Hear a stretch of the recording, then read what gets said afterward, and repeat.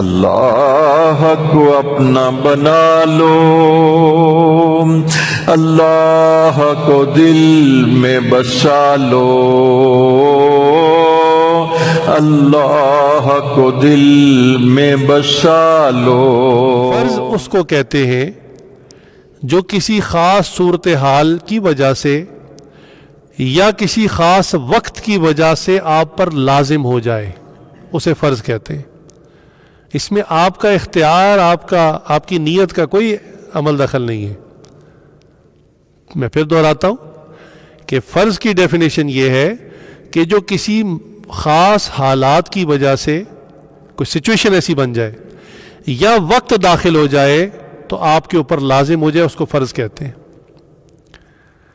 अब मिसाल के तौर पे एक शख्स कहता है जी मैं तो इशा की नमाज की नीयत ही नहीं की, मैं जब दिल करेगा नीयत कर लूँगा, पढ़ लूँगा। तो उनको कहा जाएगा कि जनाब आप नीयत करें या ना करें, सूरज गुरूब हो चुका, इशा का वक्त दाखिल हो गया, आपकी नीयत का या आपकी चाहत का इससे कोई ताल्लुक नहीं। सूरज तो चल रहा है ना अपने वक्त। अब एक बंदा कहे सुबह फजर के वक्त में ना मैं तो इरादा ही नहीं करूँगा, मैं नीयत ही नहीं करूँगा, तो फजर कैसे मुझ पर फ़र्ज़ हो जाएगी? तो कहेंगे जनाब आपकी नीयत का, आपकी ख्वाहिश का कोई एतबार नहीं, कोई ताल्लुक ही नहीं है। सूरज अल्लाह के हुक्म से निकलेगा और जब वो वक्त आएगा, वक्त दाखिल होगा तो फजर फ़र्ज़ हो जाएगी आप पे। इसी तरह ज़ोहर जब ज़वाल के बाद ज़ोहर का वक्त दाखिल होगा, ज़ोहर फ़र्ज़ हो जाएगी। आप नीयत करते हैं या नहीं करते, आप पे लाजिम हो जाएगी। इसको कहते हैं फ़र्ज़। इसी तरह ज़कात का मसला कि भी आप कहते हैं भी मैंने तो ज़कात निकालने का इरादा ही नहीं किया, प्लान ही नहीं किया, नीयत ही नहीं की। भाई आप नीयत नहीं करते, इरादा नहीं करते, ना करें। जब आपने इतना माल जमा कर लिया कि वो निसाब की लाइन से ऊपर चला गया, साहिब निसाब हो गए आप, और साल भी गुजर गया, अब आप नीयत करें या ना करें, ज़कात आप पर फ़र्ज हो गई। हज का भी यही मामला कि एक बंदा कहता है, और अक्सर इसमें तो अक्सर लोगों का काम ख़राब होता है कि हज के मामले वो कहते हैं कि जी माल इकट्ठा करते रहे, माल पास भी था, हज तो बहुत पहले फ़र्ज़ हो चुका था, लेकिन कहते जी हमने अभी नीयत नहीं की। अच्छा जी क्या नीयत है आपकी? जी अभी तो पहले मैं मकान लूँगा, फिर मैं शादी करूँगा, फिर मेरे बच्चे होंगे, फिर उनकी पढ़ाई पे ख़र्चा करूँगा, फिर वो जवान होंगे, फिर बेटे को आला तालीम के लिए बाहर भेजूँगा, बेटी की जो है वो निकाह करूँगा, अच्छा खासा टिका के जहेज़ दूंगा, धूमधाम से शादी करूँगा, उसके बाद अगर माल बच गया तो फिर मैं हज भी कर लूँगा। वो नीयत तो मैं उस वक्त करूँगा ना। तो उनको कहा जाएगा जनाब आपकी नीयत का कोई ताल्लुक ही नहीं है। हज की फ़र्जियत कब हो जाती है कि इसकी क्या फ़र्जियत की जो डेफिनेशन है वो ये है कि अगर एक शख्स के पास ज़िंदगी में एक मरतबा भी इतना माल आ गया कि ज़्यादा राह, यानी वो सफ़र ट्रैवल कर सकता है। ट्रैवलिंग में दो ही चीज़ें महंगी होती हैं इस सफ़र में, एक एयर टिकट होती है, जहाज़ का टिकट होता है, ये महंगा होता है, या वहाँ की रिहाइश महंगी होती है। बाकी खाना पीना कोई वहाँ महंगा नहीं है, आज भी महंगा नहीं है।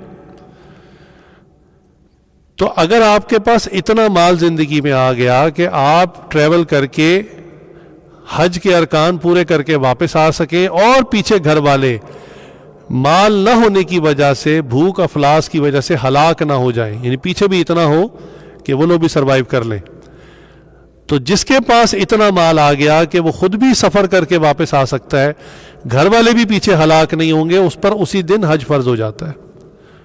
वो नियत कर रहा है आज 50 साल बाद की कि मैं 50 साल बाद, 60 साल बाद हज करूँगा, नियत ही उस वक्त करूँगा। आपकी नियत का क्या एतबार है जी? आप नियत करें या ना करें, हज तो फ़र्ज हो चुका।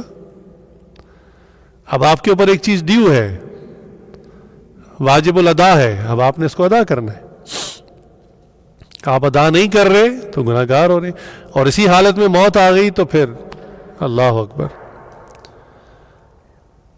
एक फ़र्ज ज़िंदगी का रह गया, एक अहम सुतून ज़िंदगी का रह गया। इतनी अहम बात है। लोगों ने माल जोड़ा होता है, वो कहते हैं हम वो बेटी की शादी के लिए जमा कर रहे हैं।